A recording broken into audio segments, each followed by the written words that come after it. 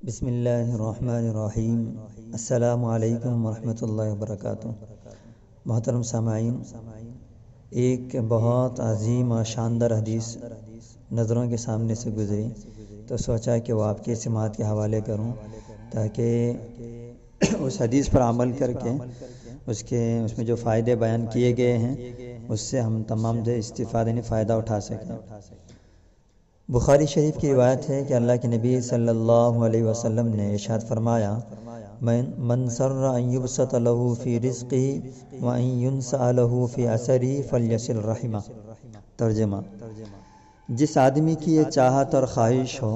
کہ اس کی روزی میں خوب برکت ہو، کشادگی ہو، اس سے روزی کی تنگی کا احساس نہ ہو، اللہ اس کے مال میں خوب اضافہ کرے۔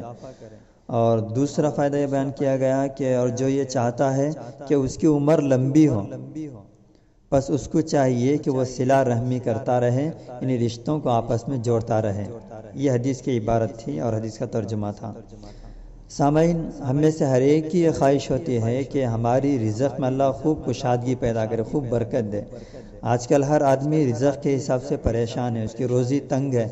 وہ آدمی کہیں باہر ملک کمانے جانے کی فکر کرتا ہے، یا اگر اپنے ملک میں اور اپنے وطن میں رہ کر کما بھی رہا ہے اور گورنمنٹ جاب میں بھی ہے، تب بھی اسے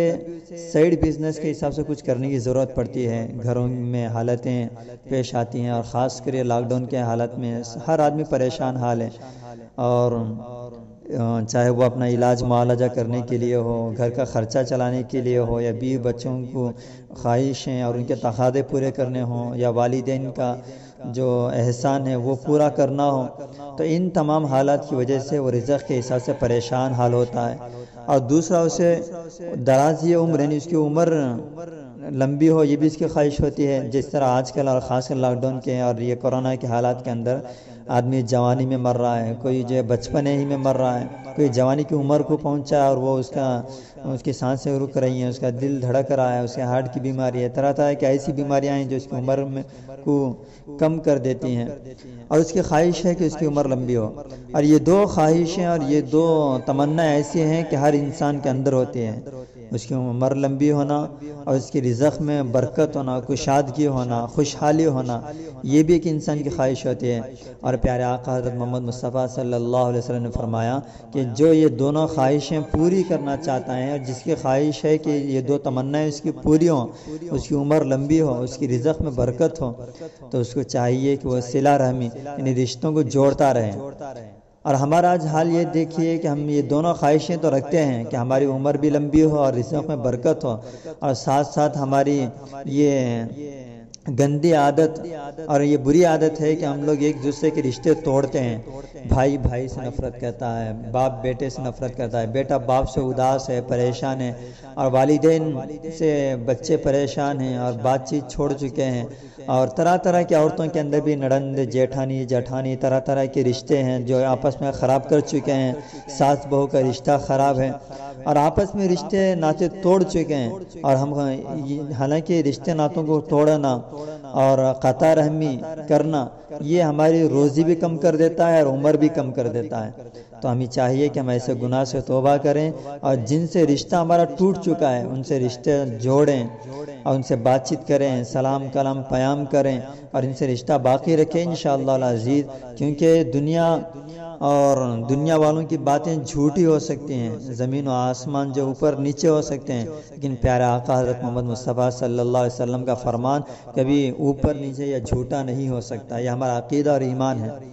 اور قرآن میں اللہ تبارک و تعالیٰ نے فرمایا، ما ينطق عن الهوى ان هو الا وحی یوحی،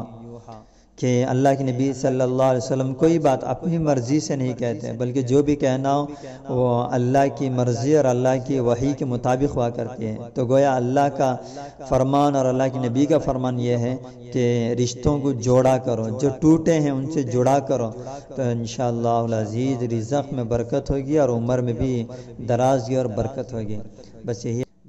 اللہ سے دعا کریں کہ اللہ تبارک و تعالیٰ اس حدیث پر عمل کرنے کی توفیق نصیب فرمائے، اور ہمارے رشتہ داروں میں، دوست احباب میں اور پوری امت مسلمہ میں آپسی کدورتیں، نفرتیں، عداوتیں، بغض، کینہ، حسد سب ختم کرے اور آپس محبت، اتحاد و اتفاق نصیب کریں۔